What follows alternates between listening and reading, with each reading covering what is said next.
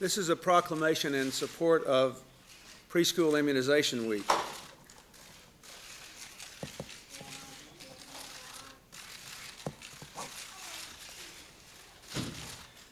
I'd like to read a statement about it, and then I'll be glad to answer some questions, along with Secretary Shalala, who also has a few remarks to make.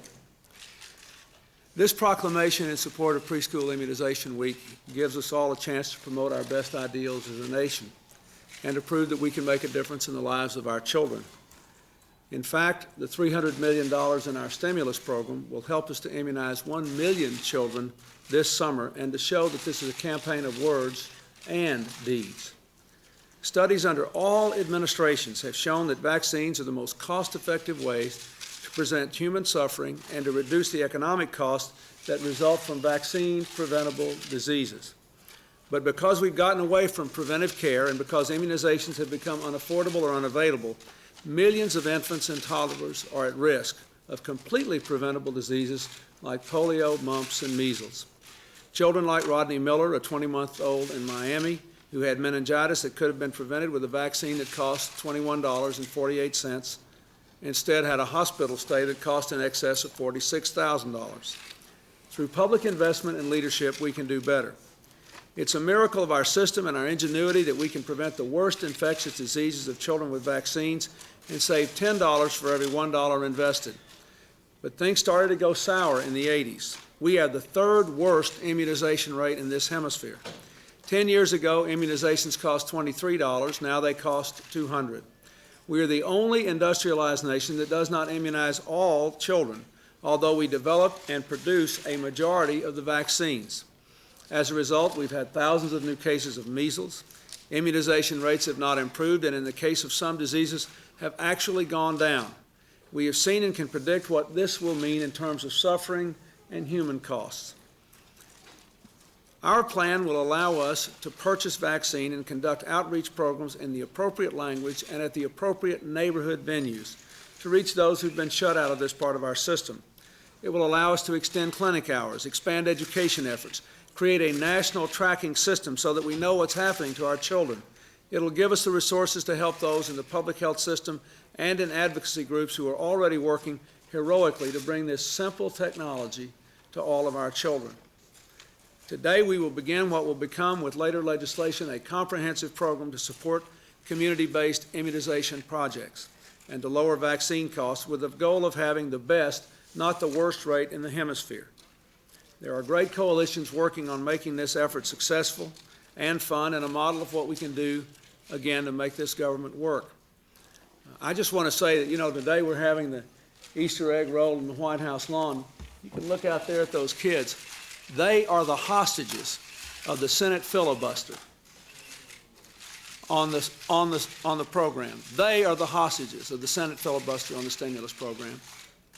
All this hot air rhetoric about how this money's being wasted and that money's being wasted, these people, most of them have been here for the last 12 years while we have run immunization into the ground, while we developed the third worst rate in the hemisphere, and they've always got some excuse, some of them, for not doing anything. Now, what are we going to do for those children? That ought to be the question of the week. When I go out there on the lawn and I think about those kids picking up Easter eggs, I want to be able to think about them all being immunized and all those children coming along behind them being immunized. There is no excuse for this, and it is time that we broke the gridlock and stopped making excuses for not doing anything. Secretary Shalala. Thanks. The President has really said it all. In the stimulus package is the first stage of the immunization program, $300 million to build the infrastructure that we need to start to get all the kids in this country immunized.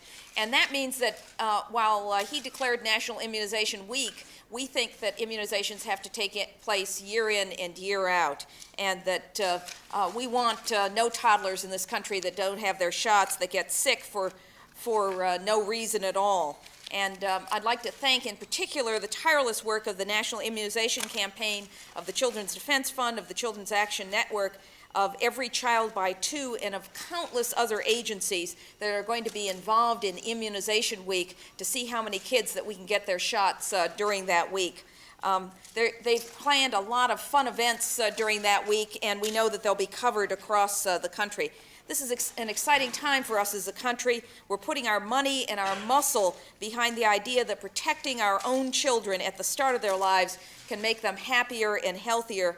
The Clinton administration wants to emphasize prevention, and we look with great hope to the day when we eradicate all illnesses that put the kids in jeopardy. And we look forward to the day when the kids come home from playing together in a sandbox with nothing worse than a runny nose. And that's the importance of the immunization program. Thank you, Mr. President. Thank you. Mr. President, in order to save the $300 million immunization program, are you prepared to compromise with the Republicans in the Senate to scale back the stimulus package to something a lot less than you had originally hoped for? Well, I think, I'd like to know how many more Americans they want to keep out of work. I mean, what is their position? I mean, that's basically what it amounts to. I mean, all this business about there being the potential for abuse in the Community Development Block Grant Program, that is a smokescreen, and this is politics. So they're going to have to decide, I want to put as many people to work as I can. They're going to have to decide how many people they're determined to keep out of work, and I'll do everything I can to pass the best bill I can. But let's not talk about compromise. Let's strip all this rhetoric away. This is about whether you want to reduce the unemployment rate in America by another 0.5 percentage point for a very modest amount. And they don't. For whatever reason, they don't. They want more people to stay out of work. So they just have to decide, I guess, how many people we can put to work and what we can do. And I'm going to do the best I can to get the best program I can. I'll be discussing it this week. But I don't, let's not talk, whenever we use the word compromise, let's talk about what's really at stake. The Republicans had 12 years in which unemployment went down only when they were exploding the deficit and increasing the defense budget. Now we are reducing the defense budget. What is it that we propose to replace it with? We must have some investment. We must have some jobs. We must have primarily the overall program that we've already passed. But I think we need to strike a match to the job engine in America, and that's what I'm trying to do. And I'll do the best I can. I'm going to create as many jobs as I can. Well, Mr. President, what are you prepared to do to make sure that your program gets through Congress? Well, we're working. Look, we've got a majority in both houses. The American people, I think, are astonished to find out that 41 senators, 41% of the Senate, can shut the whole place down. And they're just got to decide, as I said, how many people they want to keep out of work and how many people we want to put to work. And I think we can work something out. I'm hopeful that we can. I know that there are people in that Republican Senate bloc that want to vote for a good stimulus program. I know they do. And I hope they'll be released to do it. Mr. President, have you rejected the recommendation of your commission that force be used in housing? There has been, well, I saw that story. That commission has not made a report to me yet. We didn't ask anybody not to talk to the Congress. We just asked that policy recommendations not be made to the Congress before a commission that came out of the executive branch made final recommendations to me. We have not received a final report from them. Is that something you would consider, though? Thanks. Thank you.